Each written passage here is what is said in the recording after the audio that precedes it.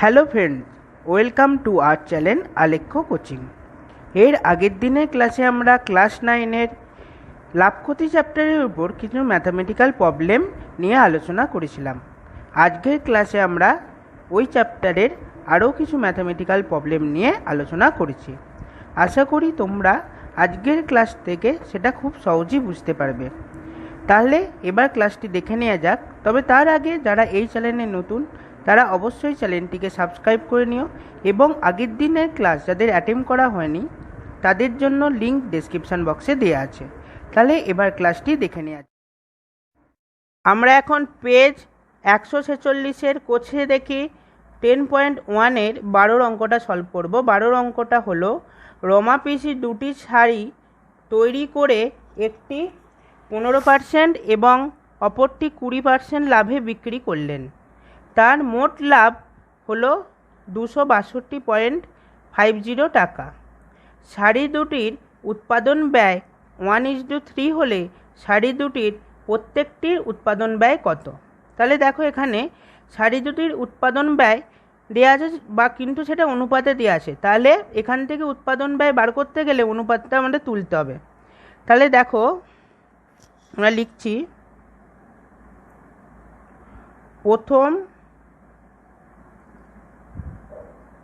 শাড়ির উৎপাদন ব্যয়। তাহলে দেখো উৎপাদন ব্যয় তুলতে গেলে এই উৎপাদন ব্যয় বার করতে গেলে প্রথম 1 × x সমান x টাকা। এখানে আমরা x দিয়ে গুণ করলাম, কারণ হচ্ছে অনুপাত তুলতে গেলে আমাদের একটা ধ্রুবক দিয়ে গুণ করতে হয়। তাহলে এখানে সেই ধ্রুবকটা আমরা x ধরে নিলাম। এবার দ্বিতীয় শাড়ির উৎপাদন ব্যয়। দ্বিতীয় শাড়ির উৎপাদন ব্যয় 3 × x সমান 3x টাকা। তাহলে আমাদের উৎপাদন ব্যয়গুলো বেরিয়ে গেল। এবার বলেছে একটি শাড়ি বিক্রি করেছে 15% এবং অপর শাড়ি বিক্রি করেছে 20% লাভে। এবার আমরা জানি কি লাভ বা ক্ষতি আমাদের হিসাব করা হয় কিসের উপর? ক্রয় মূল্য বা উৎপাদন মূল্যের উপর। তাহলে প্রথম শাড়ির ক্ষেত্রে এবার দেখো প্রথম শাড়ির ক্ষেত্রে লাভ হয়। তাহলে প্রথম শাড়ির উৎপাদন মূল্য কত? x। এবার কত পার্সেন্ট লাভ হচ্ছে? 15% ইন্টু 15/100 সমান 15x/100 টাকা। ঠিক একইভাবে দ্বিতীয় শাড়ির ক্ষেত্রে লাভ হয়। দ্বিতীয় শাড়ির উৎপাদন মূল্য কত? 3x ইন্টু কত পার্সেন্ট লাভ হয়েছে? 20% লাভ হয়েছে। তাহলে 20/100 টাকা সমান 60x/100 টাকা।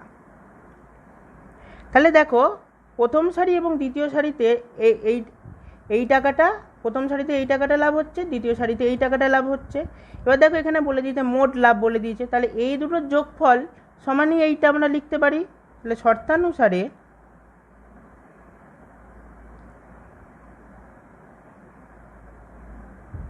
(15x/100 plus 60x/100 সমানই 262.50।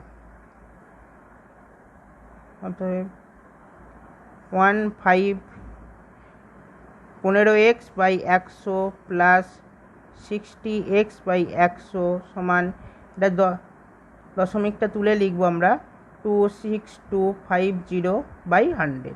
দেখো এদের প্রত্যেকের নিচেই আমাদের 100 আছে। তাহলে আমরা এবার এটাকে 100 দিয়ে গুণ করে দেব। সবাইকে 100 দিয়ে গুণ করছি আমরা। তাহলে 15x/100 × 100 প্লাস 60x/100 × 100 সমান 26250/100 × 100। তাহলে সবেতে 100গুলো এবার কেটে যাবে। তাহলে আমাদের থাকছে 15x প্লাস 60x সমান 26250। টোটাল করলে আছে 75x সমান 26250। তাহলে এক্স সমান 75 নিচে চলে আসবে 2625075। এবার আমরা কাটাকাটিটা করব। তাহলে 5 দিয়ে প্রথমে কাটব 15, এটা 5 দিয়ে কাটছি 25, আবার 5 দিয়ে কাটবে 3, এটা কাটলে হলো 1050। এবার 3 দিয়ে কাটবো যে 350। অতএব x সমান হচ্ছে 350। অতএব প্রথম সারির উৎপাদন ব্যয় সমান 350 টাকা। বা দ্বিতীয় শাড়ির উৎপাদন বাই 3x ছিল, তাহলে 3 ইন্টু এক্স সমান এটা বেরিয়েছে 350 টাকা, সমান হচ্ছে 1050 টাকা।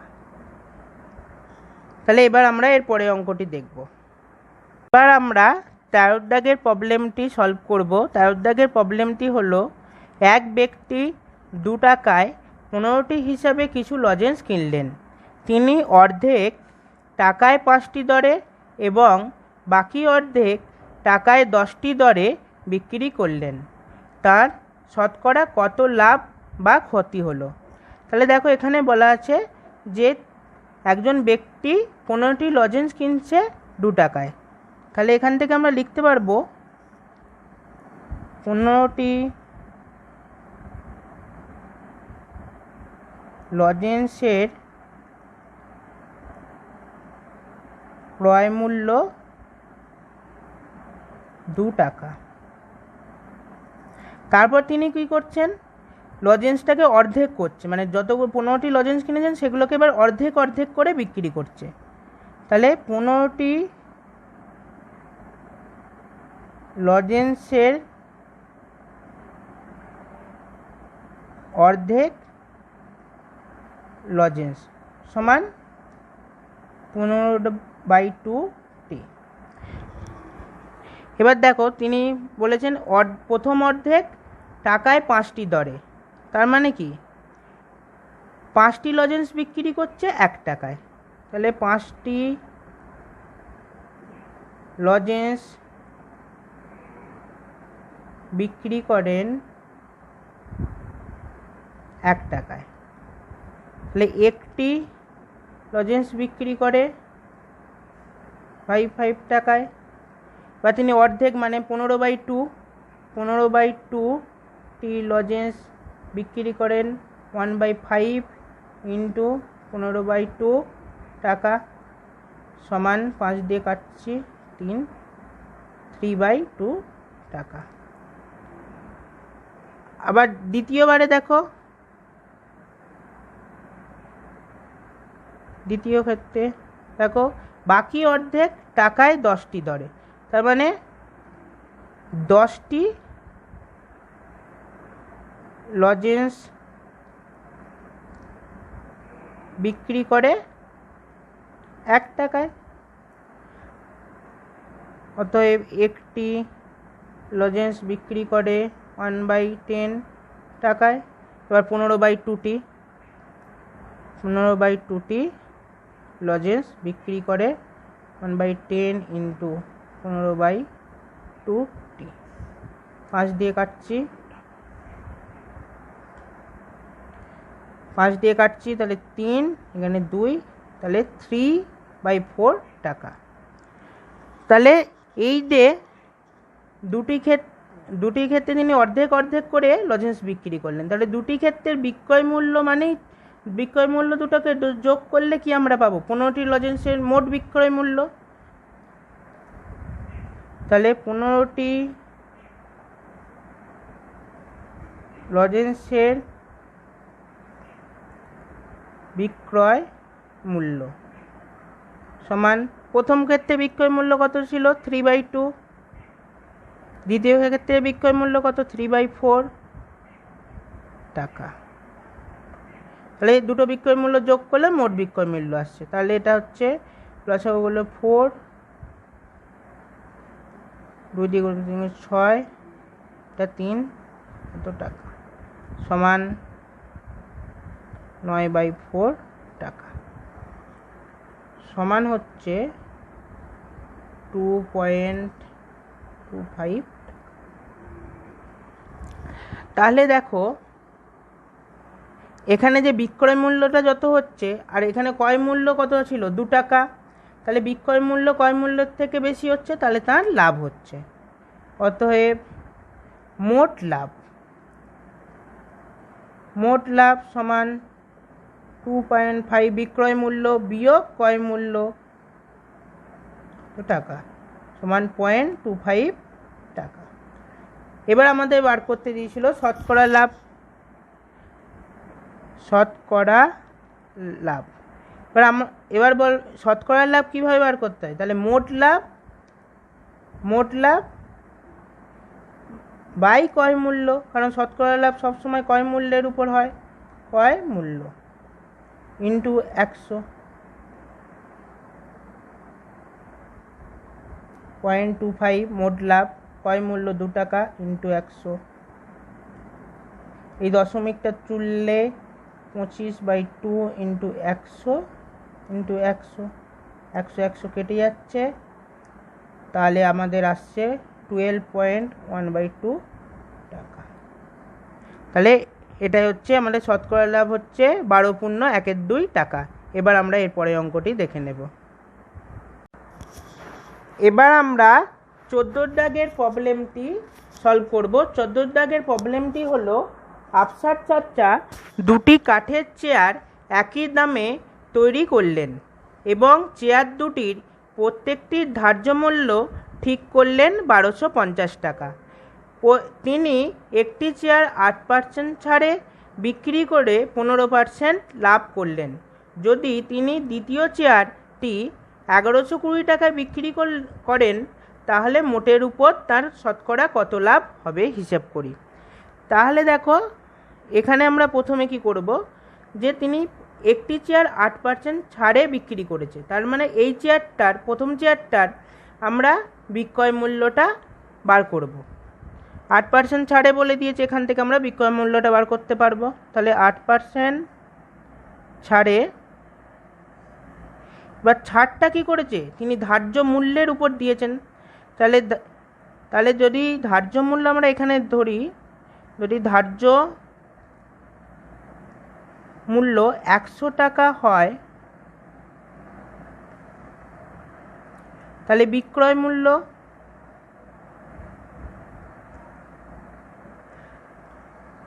মূল্য কত হবে? 100 মাইনাস 8 মানে 92 টাকা।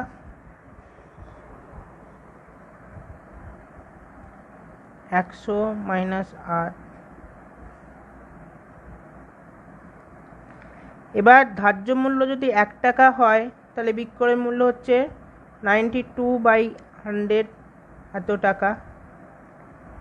এবার ধার্য মূল্য তিনি ঠিক করেছেন 1250 টাকা, তাহলে ধার্য মূল্য 1250 টাকা হয়, তাহলে বিক্রয় মূল্য 92/100 ইন্টু 1250 এত টাকা সমান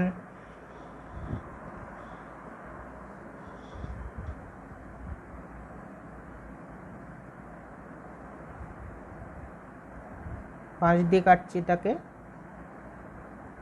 5 দুগুণে 10, 25, 2 দিয়ে কাটবো এটাকে, আবার 4 দুগুণে 8, 6।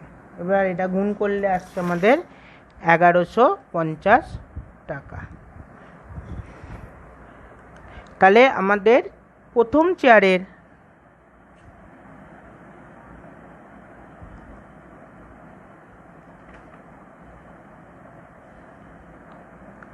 বিক্রয় মূল্য 1150 টাকা। এবার তাহলে আমরা এই বিক্রয় মূল্য পেয়ে গেলাম। এবার দেখো এইটা বিক্রি করে তার 15% লাভ হয়েছে, তাহলে এখান থেকে আমরা কি করব, এখান থেকে আমরা তাহলে চেয়ারটার ক্রয় মূল্য বার করতে, মানে ক্রয় মূল্য নয়, এখানে যেহেতু তৈরি করছেন সেই জন্য এইখান থেকে আমরা উৎপাদন মূল্যটা বার করতে পারবো।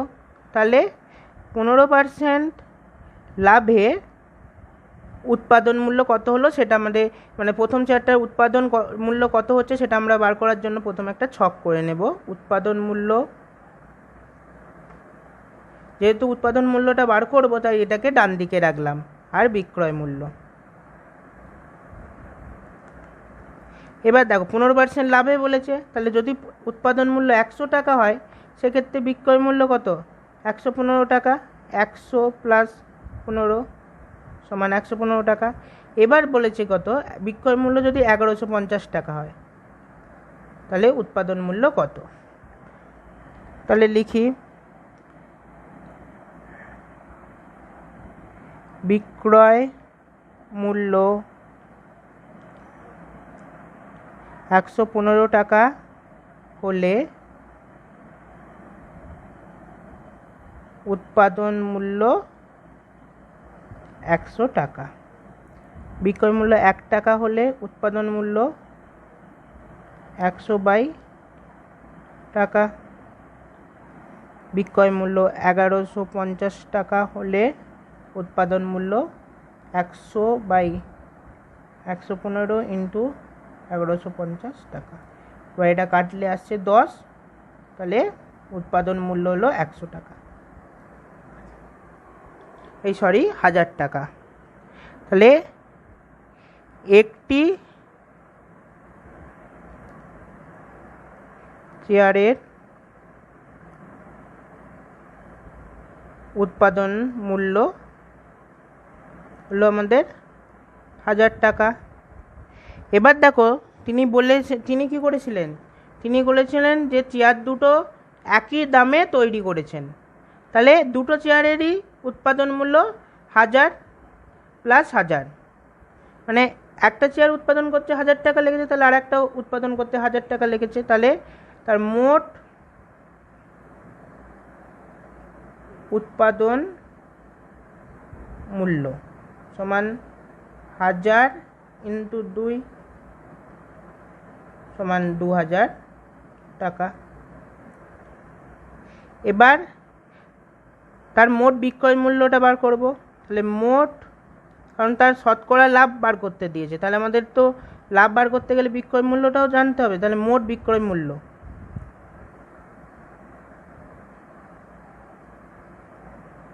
দেখো প্রথম চেয়ারটার বিক্রয় মূল্য, এটা প্রথম চেয়ারটার বিক্রয় মূল্য 1150 প্লাস, এবার দেখো দ্বিতীয় চেয়ারটার বিক্রি করেছে এত টাকায়, তাহলে 1120 টাকা সমান আসছে আমাদের 2270 টাকা। তাহলে দেখো বিক্রয় মূল্যটা বেশি, তাহলে লাভ হচ্ছে, তাহলে মোট লাভ বিক্রয় মূল্য 2270 আর উৎপাদন মূল্য 2000 এত টাকা সমান হচ্ছে 270 টাকা।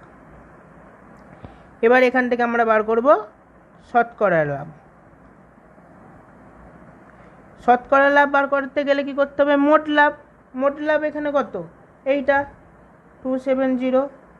এবার শতকরা লাভ আমরা হিসেব করি উৎপাদন মূল্যের উপর, উৎপাদন মূল্য কত, এইটা 2000 টাকা ইন্টু 100 টাকা। কাটাকাটি করছি, শূন্য কাটলো 27/2 এত টাকা সমান আসছে আমাদের 13.5 টাকা। তাহলে তার শতকরা লাভ হচ্ছে 13.5 টাকা। এবার যেহেতু দশমিকের পর এক ঘর রাখা যায় না, তাই এখানে একটা শূন্য দিয়ে নেব। এবার আমরা এর পরের অঙ্কটি দেখে নেব। তাহলে বন্ধুরা, আজকের ক্লাসে যে ম্যাথমেটিক্যাল প্রবলেম নিয়ে আমরা আলোচনা করলাম, আশা করি তোমরা সেগুলি বুঝতে পেরেছো। যদি বুঝতে কোনো প্রবলেম থাকে তাহলে অবশ্যই আমাকে কমেন্ট বক্সে জানিও। সাথে আমার ক্লাস যদি ভালো লেগে থাকে অবশ্যই লাইক এবং শেয়ার করো, যাতে আরও নতুন নতুন ভিডিও তোমাদের জন্য আনতে পারি। ধন্যবাদ।